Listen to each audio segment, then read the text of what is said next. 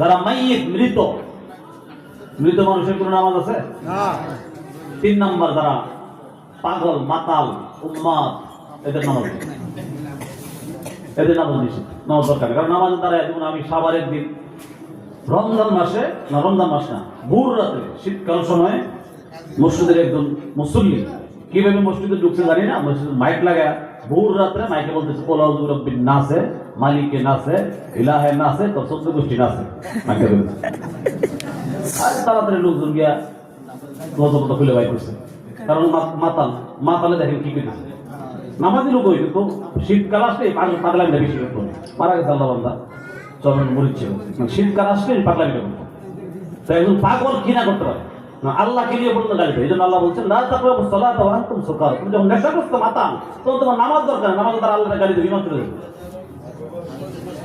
এই জন্য এই নেশাটা খুব ভয়ঙ্কর এক ব্যাধি, সমাজের সবচেয়ে ভয়ঙ্কর এক রোগ। গুণে যেরকম খেয়ে ফেলে, নেশায় মানুষ কিভাবে খেয়ে ফেলে। আর হযরত ওমর রাদিয়াল্লাহু আনহুর যুগে একটা ঘটনা আছে, একটা মহিলা, সে নারী পপ সম্রাট ছিল নেশা। এখনো কিন্তু আমাদের দেশে আছে নারীরা নেশা প্রচারের মানে হেড প্রথা আছে না এমন। তো এক আল্লাহর বান্দাকে, স্মার্ট ছিল, কিউট ছিল, বিউটিফুল, খুব চেহারা ফেলা স্মার্ট ছিল, আল্লাহ ওলি এবং খাস বান্দা ছিলেন। ওনারা খুব পছন্দ করতো ওই নারী। লোকজন পারে তার ধরে নিয়ে আসে, ধরে নিয়ে আসছে। ওই নারীর ঘরের ভিতরে অন্দর মহলে আটকায় বলতেছে, হুজুর আপনি আমার সঙ্গে জেনা করেন, আপনি আমার মনের ইচ্ছাটা পূরণ করেন, আপনাকে ছেড়ে দেওয়ার কিচ্ছু চাই না, আপনার খুব ভালো লাগছে আমার।